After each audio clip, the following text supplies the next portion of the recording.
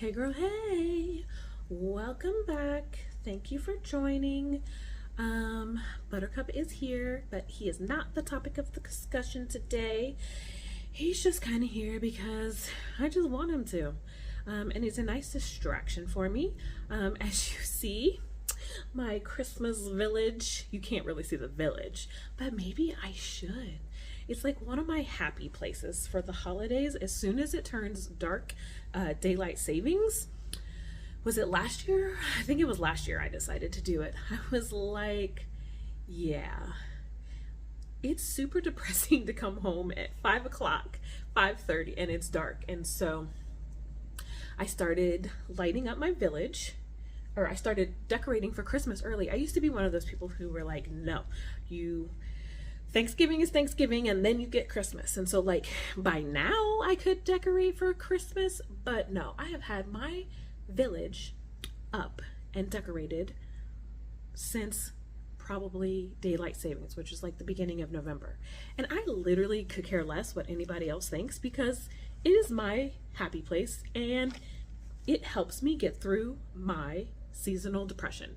It helps me with I already have regular depression and then I have seasonal depression because not as much sunshine, all of these things. And then of course you've got on top of the depression, you've got, the holiday family drama BS. And I know for many of us, we have some family trauma and we have people in our families who are not actively working to heal, improve, or whatever that trauma. And so they're like perpetuating some of the stuff. And so it makes the holidays a difficult time because for many of us, we want to be around our families. We want to spend time. We want to do the things. And also, is it worth my mental health? And last year, for the first time in my life, my cousin helped me realize, no, it's not worth it. It's not worth your mental health. Last year was the first year I decided I wasn't going to my mom's house for Christmas.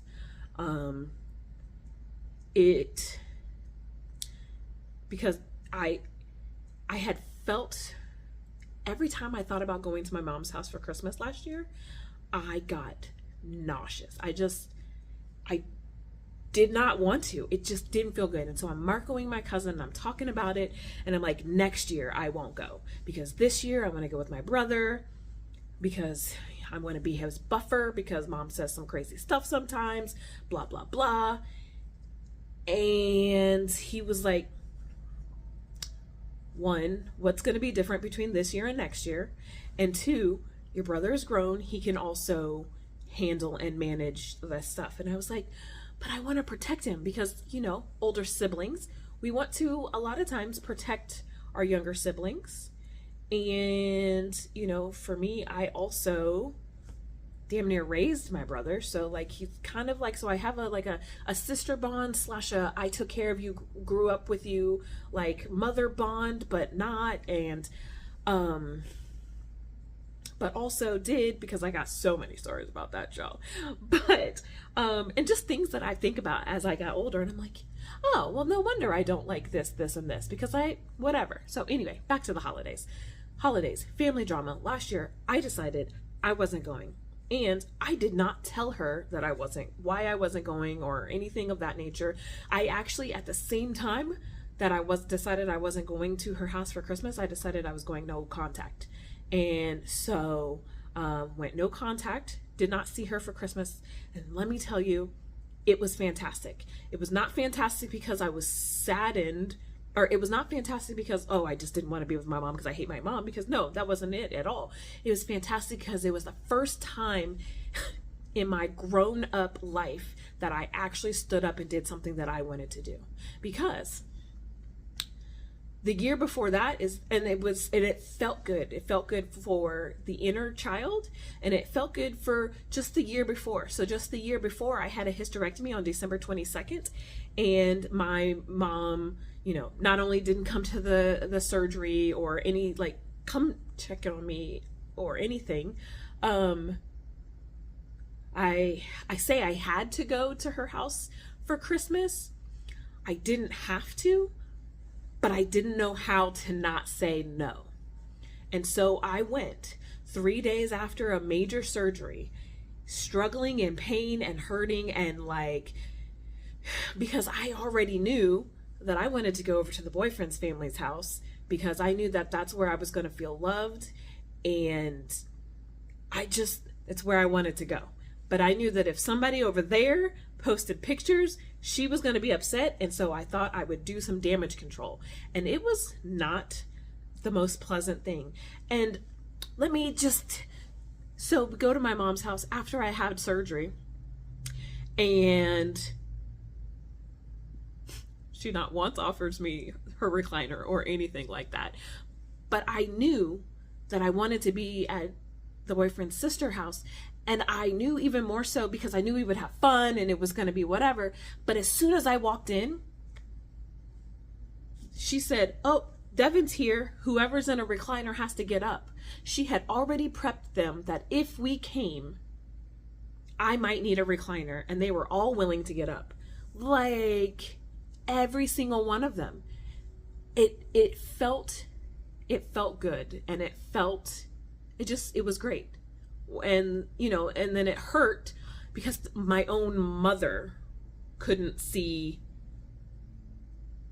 that my own mother, who also had a hysterectomy before, but also in the same breath, her statement to me right after my hysterectomy, "Well, at least you don't have any kids to deal with," because I had kids to deal with and I had to just suck it up and figure it out. So, oh, okay. Thank you for reminding me that not only did I just have a major surgery, but also I don't have kids, and I'm never going to be able to have my own biological kids. Thanks. You're fantastic. But we're not here for that. Back to the holidays. So last year I decided I wasn't going to her house, didn't go to her house, went over to the boyfriend's sister's house, and it was just a really peaceful, good Christmas, and it felt good as like my first move, my first whatever, to like stand up for myself. Because for so long I had allowed her to have so much power and like control over me. I allowed that because Mom doesn't have any power or control over me anymore. I'm grown. But yet, because even they would say to me when I said I wasn't going to go, "What is she going to do? Spank you? What is she going to do? Not talk to you? What is she, like, you've already experienced all the things that she's not going to do. What is the worst that is going to happen? You're not going to have a relationship with her. Guess what? You already don't have a relationship with her. So what is going to be different?" And I'm like, nothing other than I might actually have a chance to heal my inner child and or whatever. And let me tell you, when I sent that message, and I wasn't going to call her because I didn't want to get talked out of it. I didn't want to get whatever. And when I sent that message, it was like this huge weight that like lifted off my shoulder, and I felt just so good. And so I stayed no contact for, I don't know, 10 months. She reached out, and and when I say I went no contact looks different for everybody, but for me, I went no contact, like none whatsoever, for a few months. And then I started, and like including I blocked her, and then I went and I unblocked her at some point, and I started to let her know that I love her. Because here's the thing, a lot of people, or let me just speak on my mom, I'm sure, thought that I just hate her or whatever. And the truth is maybe in the beginning I hated her. I mean, now I just kind of feel sorry for her. And also frustrated, and also I have forgiven. And and the thing with her is you gotta keep forgiving, and that's with anybody. But back to the holidays, went no contact, yada yada. This year I have every intentions of still not going to her house for Christmas. But this little caveat of potentially inviting her to my home for Christmas. Because I can control. I'm in my safe space, and I feel comfortable and I feel safe here. And so if I'm going to do Christmas with her, I'd rather be somewhere where I feel comfortable and I feel safe. And, maybe I won't. Maybe I still won't do Christmas with her.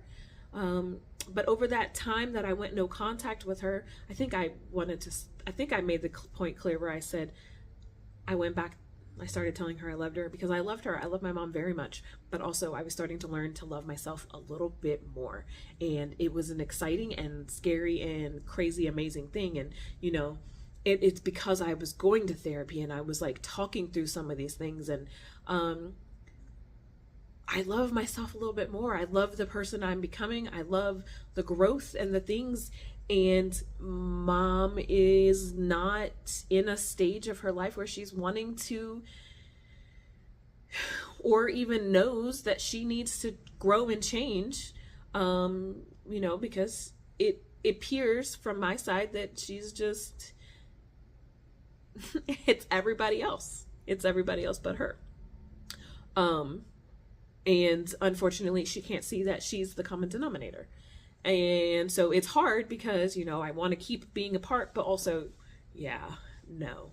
I'm grown. And I realized that. And when she asked me to have a breakfast with her so that we could talk, it was in October. I had breakfast with her and I had my first real, conversation with her, and it was my first real adult conversation with her. And it's been, and I haven't had a conversation with her since, because we're not going to be besties right now. You're not, I see that you're trying to do the work, and I appreciate that, and I appreciate that you apologize, and I appreciate all of that, but also apologies for me come with actions, and I need to also see that you're trying to do some of the work. And when I hear or see situations where it's hard because I want to be given grace, I want to be given grace when I mess up time and time and time again, because I have my own vices and my own things, and I want to be given grace. And yet it's so hard to try to give other people grace, especially when they're doing things to hurt you. And that is one of the things that I struggle with the most with my mother is, I don't hate her like I used to hate her. I don't hate her. I have hatred feelings at moments because they're just really hurt moments. And two things can be true at the same time. She could have been a very less healed mom and also have her own trauma. I love her and also I don't like her. Those can both be true at the same time. And I don't like her because because I'm hurt, because my inner child is hurting. And so I have to work on that, but that's for me. But it's hard because I'm like, okay, no, I get it. Mom was only given she can only do what she can with the information she had, but now she has more information and she's not choosing to do anything different with that information. And then I think about my own self, and I'm like, no, but I also still have my own little vices and things where I knew the information and yet I still did what I wanted to do anyway. And yes, my current situations that I think about are not situations that are hurting anybody but myself, but also they are hurting my partner. So technically, yes, they are hurting someone else. I'll just speak on mine. It's not as impulsive, but my feelings, I like to spend my feelings. And although this is not an impulse purchase, it was. I had every intention of getting him. It didn't need to happen when it did. And that was money that didn't need to be spent. So mine is a money issue. And, I have a partner that helps me and doesn't we're still struggling with communication on it because I get defensive because this is something that I have struggled with my entire life, and I've had different partners and things that have anyway. So I'm not perfect And I want grace to be given to me when I still do things that, yeah, I know better. And should I have done better? Yes, absolutely. I didn't. And also, I'm still trying because I'm still human. And I really want to do that with my mom. It's just so hard. And I don't know if maybe it's because it's my mom or if it's because it's that she keeps repeatedly hurting me, or in this most recent situation, my brother. Because in those situations, I see and I'm like, yeah, you really aren't making any progress. You're still doing the same thing. And at what point, like, I want to say, at what point does grace not matter? But that's not true either, because at what point would I want grace to stop mattering for me? And I wouldn't. So, family drama, the holidays. The holidays bring up so much of all of this stuff. And then maybe for you, maybe for somebody else, they don't have family and they wish they had family to have drama. And it's like, I don't wish that I didn't have family. I just, wish we were a little less dysfunctional. I just wish we were a little less dysfunctional. But who doesn't wish that something was a little less, on the negative side? But I'm just so proud of my progress and the things that I've done and the awareness that I've had, because, if you had have asked me 2 years ago, one, I would have never probably thought that I would have gone no contact with my mother. But also, if I had have, I probably would have been like, no, I hate that B, I'm never going to speak to her again, and blah, blah, blah, blah, blah, because I have had those feelings. And also, and to realize that I want that same grace to be showed towards me helps try to keep me in line when I'm not feeling very much like I want to give grace myself. So, yeah, that was kind of all over the place, but that's really kind of just me. I guess that's what I wanted to talk about today. I guess I really needed to just be reminded myself about grace, because I was feeling some type of way about my mom and how she is really not making progress. But how can you say that somebody is not making progress off of one interaction? One moment in one interaction. You can't say that somebody is not making progress. Everybody has a bad day. Everybody has a bad day. And not everybody knows how to handle feelings in appropriate ways. And so we just got to figure out how to give people grace. So, yeah, that was a word. That was a word. Remember, you are beautiful, you are amazing, and you are enough. Bye.